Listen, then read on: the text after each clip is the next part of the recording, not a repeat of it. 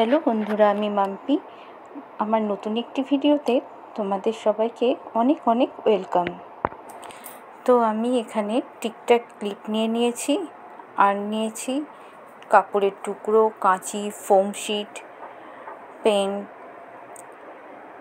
সুতো। এটা তো মেন আমাদের লাগবেই। আমি ফোম শিটের ওপরে ক্লিপ দুটোকে বসিয়ে এর চারিদিকে পেন দিয়ে আউটলাইন করে নেব এবং তারপরে কাঁচি দিয়ে এটাকে কেটে নেব।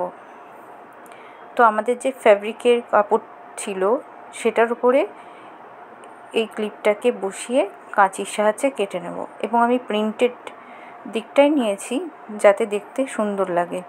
তো এবার দেখো, আমি ক্লিপের উপরে আঠা লাগিয়ে নিচ্ছি। এই আঠা লাগানোর পরে এর উপরে যে ফোম শিটের টুকরোটা কেটেছিলাম সেটাকে বসিয়ে দেব এবং এটাকে বসিয়ে তোমরা কিছুক্ষণ রেখে দেবে, না হলে কিন্তু এটা শুকাবে না। তো এরপরে দেখো, আমি সুতো নিয়েছি এবং এই কাপড়ের টুকরোটাকে উল্টে নিয়ে আমি চারদিক দিয়ে প্রথমে রান সেলাই দিয়ে নিচ্ছি এবং চারদিক দিয়ে দিতে হবে। তো আমার 3 দিক কমপ্লিট হয়ে গেছে। এরপরে ক্লিপটাকে আমি উল্টো করে এর ওপরে রেখে এবার সুতোটা ধরে টানবো।